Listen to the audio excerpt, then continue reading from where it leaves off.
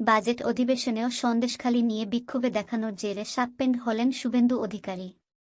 তার সঙ্গে আরও ৬ বিজেপি বিধায়ককে সাসপেন্ড করেছেন স্পিকার বিমান বন্দ্যোপাধ্যায়। চলতি অধিবেশনে আর তার অংশ নিতে পারবেন না। সাসপেন্ড হয়ে শুভেন্দু বলেন, সাসপেন্ড হয়ে আমি গর্বিত। আমাদের কোনো দুঃখ নেই।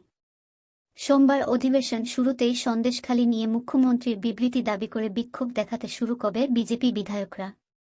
তারা সঙ্গে আছি সন্দেশখালি লেখা গেঞ্জি পরে বিধানসভা কক্ষে প্রবেশ করেন।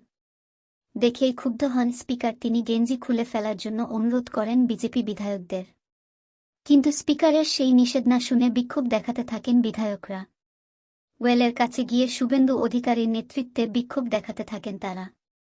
এরপর হাউসের মধ্যেই কাগজ ছিঁড়ে প্রতিবাদ জানাতে গেলে স্পিকার তাদের মানা করতে থাকেন। কিন্তু তা শুনে কাগজ ছিঁড়ে বিক্ষোভ দেখান বিজেপি বিধায়করা। অভিযোগ কক্ষের মধ্যেই স্লোগান দেওয়ার পাশাপাশি হুইসেল বাজাতে শুরু করেন তারা।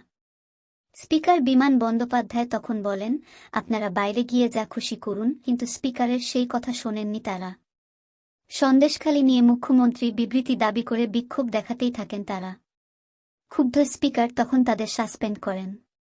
এদিন শুভেন্দু ছাড়াও সাসপেন্ড হয়েছেন বিজেপি বিধায়ক অগ্নিমিত্রা পাল, মিহির গোস্বামী, তাপসী মণ্ডল, বঙ্কিম ঘোষরা। সাসপেন্ড হওয়ার পর বাইরে বেরিয়েও বিজেপি বিধায়করা বিক্ষোভ দেখাতে থাকেন। পরে সাংবাদিকদের শুভেন্দু অধিকারী বলেন, এটা মমতা বন্দ্যোপাধ্যায়ের নির্দেশেই হয়েছে। সন্দেশখালির মা বোনেদের জন্য আমরা সাসপেন্ড হয়েছি। আমাদের যত সাসপেন্ড করবে আমরা তত এগোব। সাসপেন্ড হয়ে আমি গর্বিত।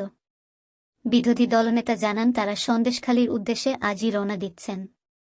বিজেপির ৫০ জন বিধায়ক সহ আজ তারা উপদ্রুত এলাকায় যাবেন বলে ঘোষণা করেছিলেন বিরোধী দলনেতা। যা বললেন পরিষদীয় মন্ত্রী।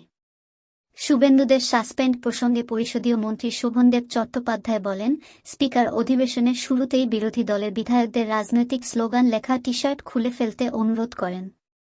কিন্তু তারা রাজি হননি। বিধানসভায় স্লোগান দিতে থাকেন।